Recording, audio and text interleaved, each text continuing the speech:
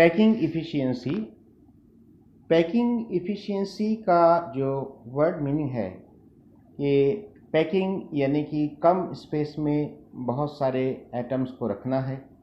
जैसे कि हमको मालूम है कि यूनिट सेल का जो स्पेस है बहुत ही कम है और उसमें बहुत ही इफ़िशियंटली हमको एटम्स को रखना है। तो कम स्पेस में जितने ज़्यादा एटम्स रखे जाएंगे उतना वो पैकिंग की इफ़िशियंसी ज़्यादा रहेगी। और ठीक वैसे ही अगर इसका अपोजिट कि उस कम स्पेस में एटम्स कम रखे गए हैं तो इफ़िशियंसी कम रहेगी। तो ये उसकी वर्ड मीनिंग हो गई कि पैकिंग इफ़िशियंसी। कम जगह में आप ज़्यादा चीज़ को ज़्यादा अच्छे से रख रहे हैं तो वो इफ़िशियंसी बढ़ गई, और वो कम स्पेस में आप ज़्यादा क्वांटिटी में कोई चीज़ रखने के बजाय कम क्वांटिटी में रख रहे हैं तो इसका मतलब पैकिंग इफ़िशियंसी कम हो गई। ये उसकी वर्ड मीनिंग हो गई। लेकिन यहाँ पर हम साइंटिफिकली उसकी क्या डेफिनेशन है देखेंगे। देखिए ध्यान से बोर्ड की तरफ। फ्रैक्शन, फ्रैक्शन यानी हिस्सा, जुज। फ्रैक्शन और percentage of total space of unit cell. Unit cell के टोटल जो जगह है उसका वो फ्रैक्शन, वो हिस्सा या वो परसेंटेज जो ऑक्युपाइड बाय एटम्स, जो एटम्स यानी कि जिसको हम स्फीयर्स बोल रहे हैं, वो एटम्स के ज़रिए जो घिरा हुआ, जो घिरी हुई जगह है उस जगह के फ्रैक्शन को, उस जगह के हिस्से को, उस जगह के परसेंटेज को हम क्या कह रहे हैं, पैकिंग इफ़िशियंसी। हम पैकिंग इफ़िशियंसी को मैथमेटिकली कैलकुलेट कर सकते हैं। उसके लिए हमको पैकिंग इफ़िशियंसी को हम परसेंटेज में कैलकुलेट कर सकते हैं क्योंकि डेफिनेशन में परसेंटेज कहा गया है। तो जब हम परसेंटेज में कोई चीज़ एक्सप्रेस करते हैं in the form of percentage तो हमको उस क्वांटिटी को मल्टीप्लाई करना पड़ेगा 100 से। इसीलिए पैकिंग इफ़िशियंसी का फॉर्मूला ध्यान से देखिए क्या लिखा है। Packing efficiency is equal to volume occupied by particles in unit cell. Unit cell में पार्टिकल्स के जरिए घेरी गई जगह divided by total volume of unit cell. Unit cell का टोटल वॉल्यूम कितना है मल्टीप्लाइड बाय 100। तो बच्चों इस फॉर्मूले की मदद से हम पैकिंग इफ़िशियंसी को कैलकुलेट कर सकते हैं और हम अब करके देखने वाले हैं। पैकिंग इफ़िशियंसी कैलकुलेट करेंगे। हमारे पास 3 यूनिट सेल है बच्चों। पहला जो है SC unit cell, simple cubic unit cell. दूसरा BCC body centred cubic unit cell, और तीसरा FCC face centred cubic unit cell. इन तीनों यूनिट सेल की पैकिंग इफ़िशियंसी को हम कैलकुलेट करेंगे और देखेंगे कि सबसे ज़्यादा पैकिंग इफ़िशियंसी कौन से यूनिट सेल की है। Packing efficiency of SC। SC का लॉन्ग फॉर्म है सिंपल क्यूबिक स्ट्रक्चर। तो सिंपल क्यूबिक यूनिट सेल जो है, यूनिट सेल के 3 टाइप्स हमको पता है, simple cubic unit cell, body centred cubic unit cell और face centred cubic unit cell, जिसमें से पहला यूनिट सेल हम देख रहे हैं simple cubic unit cell SC। इसकी पैकिंग इफ़िशियंसी किस तरह से है बच्चों। सिंपल क्यूबिक यूनिट सेल हमको पता है, ये जो डायग्राम है इसमें आप देख रहे हैं कि ये क्यूबिक यूनिट सेल है और इसे सिंपल कहा गया है।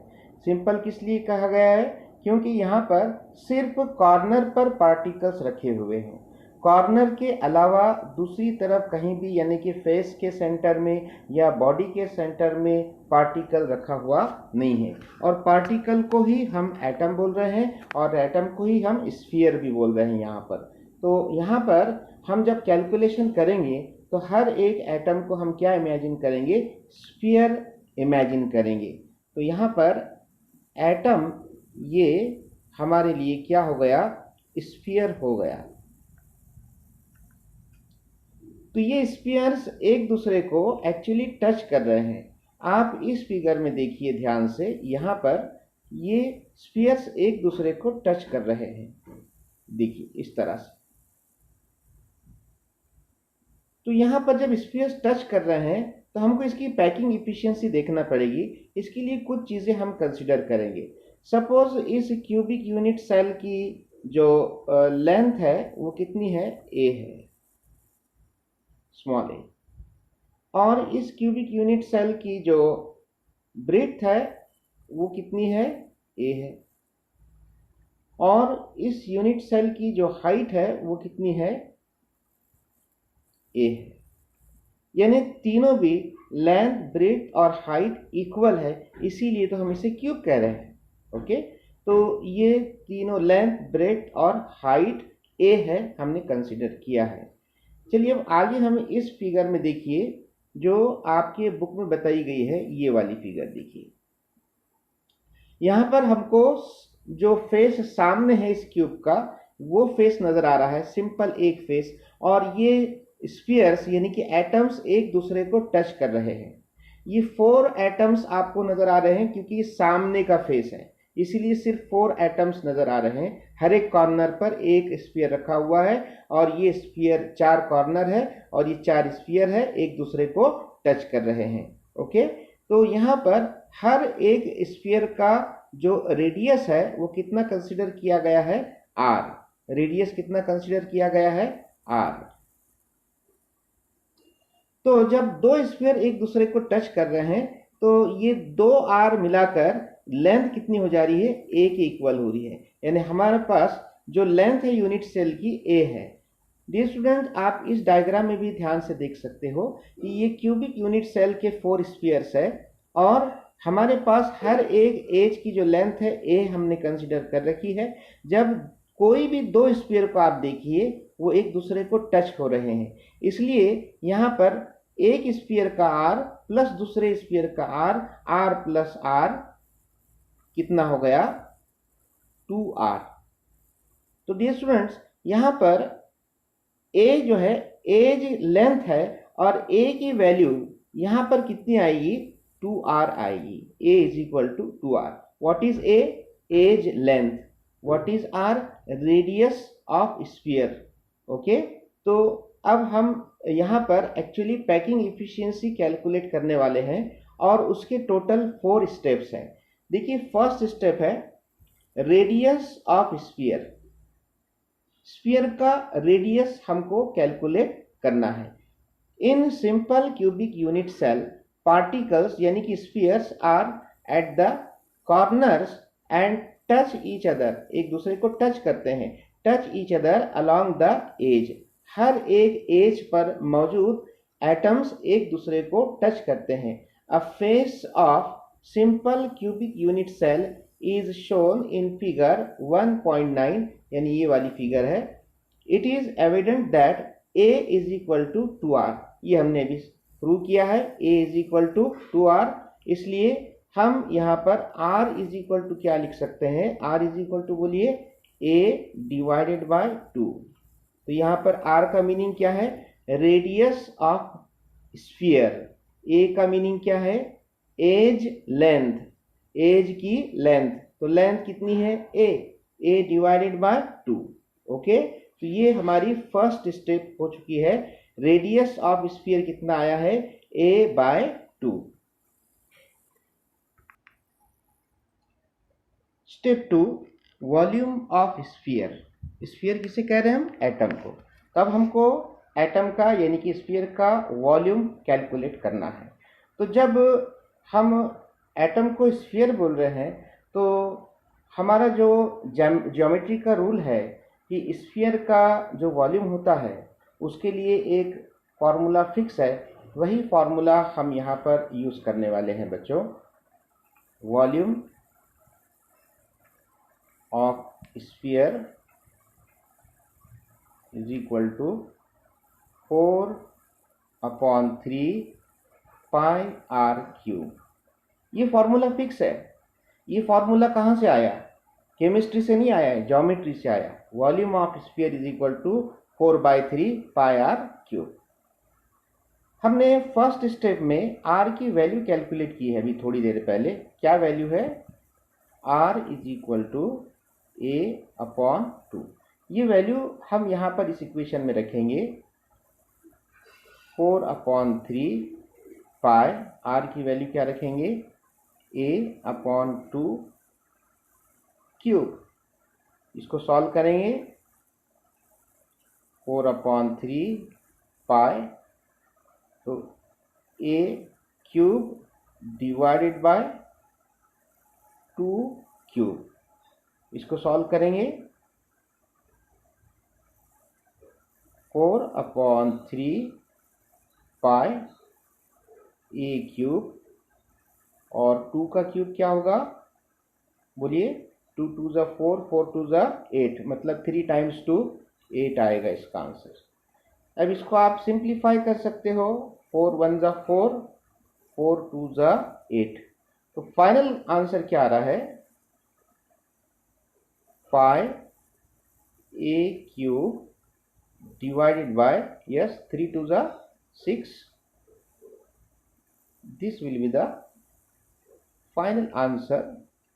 यहाँ लिखता हूँ पाई ए क्यूब डिवाइडेड बाय 6। ये क्या आ गया, volume of sphere, pi a cube divided by 6।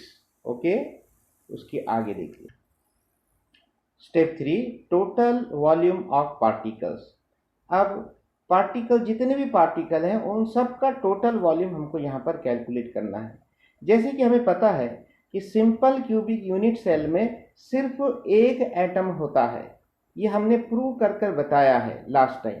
तो यहाँ पर सिर्फ एक एटम होने के कारण टोटल वॉल्यूम ऑफ पार्टिकल जो हमने स्टेप 2 में एक पार्टिकल का जो वॉल्यूम हमने कैलकुलेट किया है वही वॉल्यूम यहाँ पर भी रहेगा, यानी कि फाइनल आंसर यहाँ पर वही रहेगा जो स्टेप 2 में था। क्या रहेगा, पाई ए क्यूब डिवाइडेड बाय 6। क्या आएगा, ये total volume of particles. Okay, ये स्टेप 3 हो गई है। Step 4, packing efficiency. अब हमको पैकिंग इफिशियंसी कैलकुलेट करना है, तो उसका वही फॉर्मूला हम यहाँ पर यूज करेंगे। पैकिंग इफिशियंसी का फॉर्मूला क्या है, volume occupied by particles in unit cell divided by total volume of unit cell into 100। Okay, तो यहाँ पर volume occupied by particles in unit cell जो स्टेप 3 में हमने आंसर लिया था वही वैल्यू यहाँ पर हम पुटअप करेंगे, pi a cube divided by 6।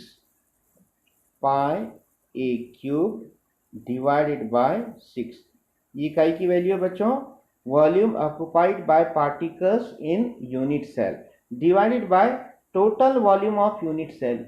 Unit cell का टोटल वॉल्यूम, तो टोटल वॉल्यूम कैसे कैलकुलेट करेंगे, यूनिट सेल का length into breadth into height.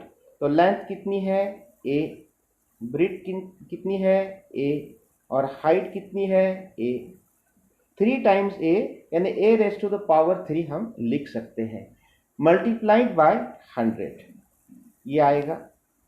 चलिए इसके आगे देखते हैं, pi a cube divided by 6 upon a cube, तो 3 टाइम्स ए को हमने क्या किया, ए क्यूब इंटू 100। अब इसको और हम सिंप्लीफाई करेंगे, pi a cube divided by 6 multiplied by a cube को इन्वर्स करना पड़ेगा, वो क्या हो जाएगा 1 अपॉन ए क्यूब इंटू 100। अभी क्या कैंसिल हो सकता है यहाँ पर, ए क्यूब क्या होगा, कैंसिल। ओके, सेम होने की वजह से अब यहाँ पर क्या बचा है, 100 पाई डिवाइडेड बाय 6। अब यहाँ पर हम पाई की वैल्यू पुटअप करेंगे। पाई की वैल्यू कितनी होती है, 3.142। तो पाई की वैल्यू रखने के बाद 100 इंटू 3.142 डिवाइडेड बाय 6, इसको जब आप सॉल्व करेंगे तो इसका आंसर आएगा 52.36। 52.36% परसेंट में लिखेंगे। ओके, ये क्या आ गया, पैकिंग इफिशियंसी, यानी इतनी जगह 52.36% जगह यूनिट सेल के अंदर घेरी गई है, घिरी हुई है, ऑक्युपाई की गई है, किसके जरिए, एटम्स के जरिए। तो अब हमको हमारे माइंड में ये क्वेश्चन आता है कि यहाँ पर खाली जगह एम्प्टी स्पेस कितना रहना चाहिए, तो हम वो भी मालूम कर सकते हैं। उसके लिए क्या फॉर्मूला होना चाहिए? यस, एम्प्टी स्पेस, एम्प्टी को हम क्या बोलते हैं केमिस्ट्री में? वॉइड स्पेस भी बोल सकते हैं। और void space is equal to 100, क्योंकि ये परसेंटेज में आंसर है हमारा, minus packing efficiency, 100 minus packing efficiency. तो 100 माइनस पैकिंग इफिशियंसी का आंसर कितना आया? 52.36। तो इसको 100 में से 52.36 माइनस करने के बाद क्या आएगा? 47.64, 47.64%, वही परसेंट में रहेगा। तो इतना void space simple cubic unit cell में रहेगा। तो बच्चों, आज के लिए इतना ही। नेक्स्ट वीडियो में हम पैकिंग इफिशियंसी ऑफ BCC पढ़ने वाले हैं। Have a good day. Thank you very much.